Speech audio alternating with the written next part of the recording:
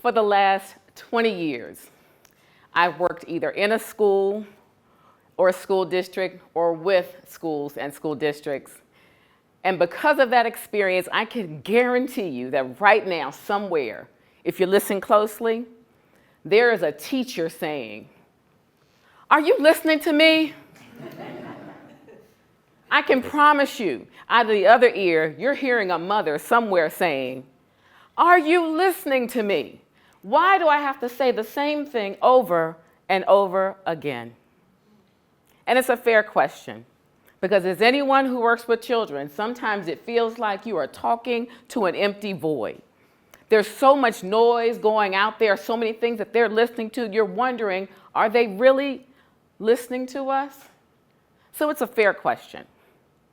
So how about if I could convince you that not only are children listening to us, but what we say to them really matters. As we pour into them, the things that we say are critical. And so I learned this lesson early, actually, from my own two children. When they were younger, they were probably about 6 and 8, and I was driving them to soccer practice. And I remember my daughter says to me, "Mom, can we get some ice cream after practice?" And I said, "I'll think about it. No big deal." I'm focusing on where I was going. Thinking the conversation was over, I hear her in the back seat whisper to my son, "We're going to get some ice cream, because I think about it means yes in adult language."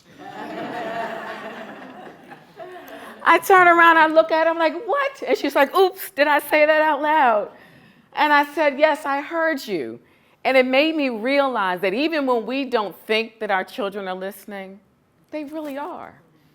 It's the things that we say, how consistent we are, and even how inconsistent we are. And so maybe that's not your experience. But maybe you can think about some things that were said to you when you were a child. I know I can think back and I remember, "Clean your room, Shauna. Do your best, Shauna. Eat your vegetables, Shauna." I still don't like cauliflower. But I also remember, "Don't make me pull this car over." I also remember, "Don't you embarrass me in this store. You better not put your hands on anything." I remember those words. I remember, "Money doesn't grow on trees." And my dad telling me, "You think I'm made of money?" And then if I dare would say, "You're not being fair," an adult would remind me, "Life is not fair." Y'all must have had the same adults in your lives.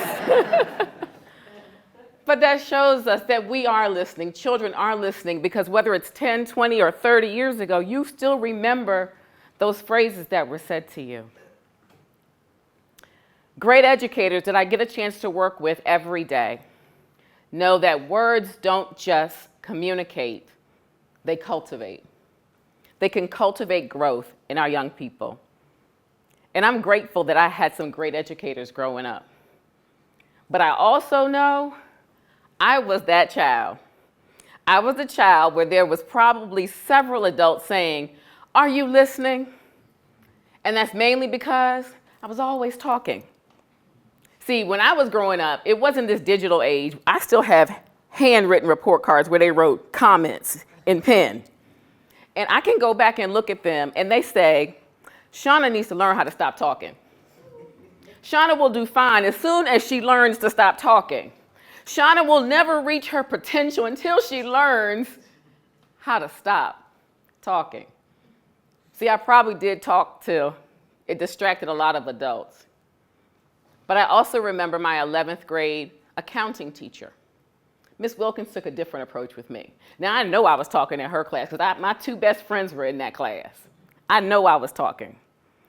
And so one day after class, she says, "Miss Loquacious, come here. Miss Loquacious, come here." I'm looking around to my left and to my right. "Miss Loquacious, my name is Shauna."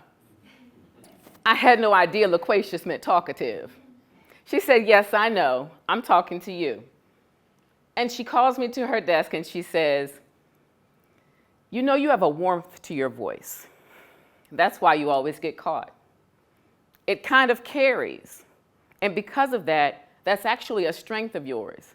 Have you ever thought about going into speaking? Whoa. In all of my years, I had never had anybody talk about my voice in a positive way. It was, shut up, be quiet, that's enough of that. What?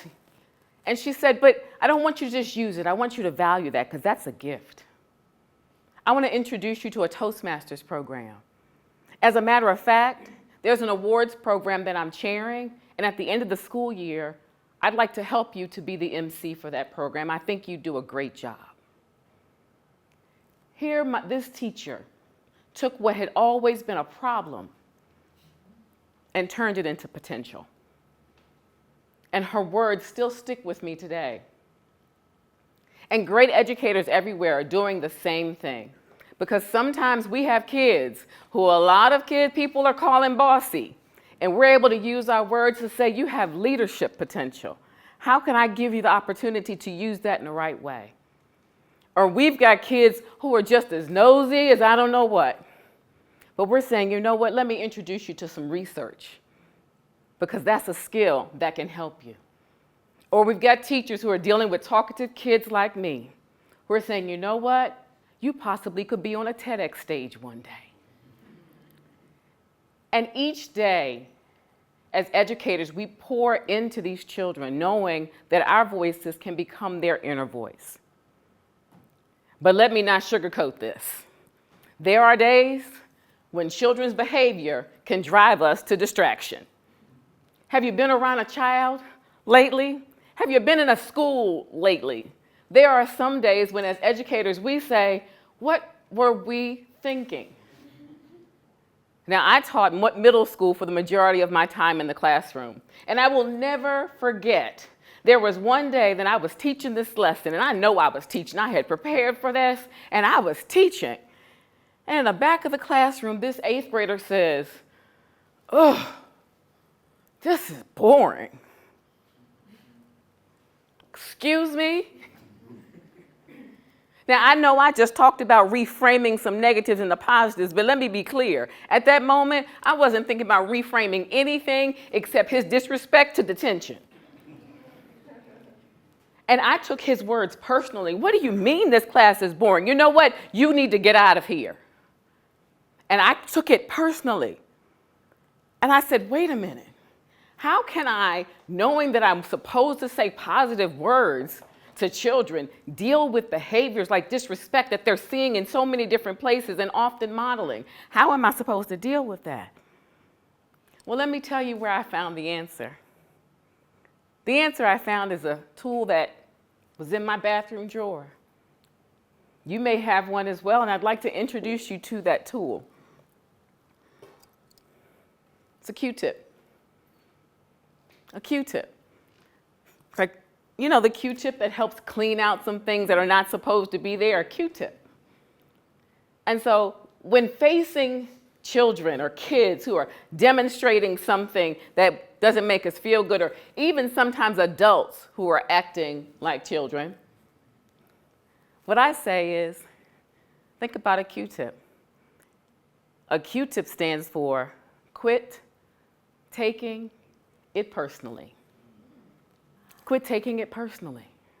Because when we take it personally, we respond personally, and sometimes emotionally, and sometimes not always the right way.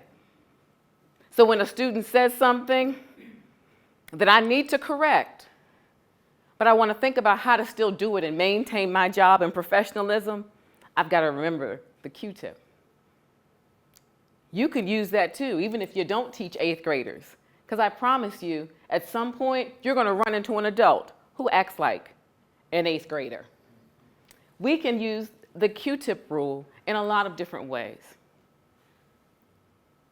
So not just using words to communicate and cultivate. We know we use words to respond and not just react. But also, we need to be able to use our words to maximize what we know as the mirror neurons. What are mirror neurons? I'm glad you asked. Mirror neurons are these wonderful cells that light up not just when we do things, but when we see others do it. That's why if I smile at you, chances are you'll smile back. If I yawn, many of you will catch it, but don't do it right now. But that's even if if I laugh, if I continue to laugh, many of you will catch the joy that I have and begin to laugh at the same time.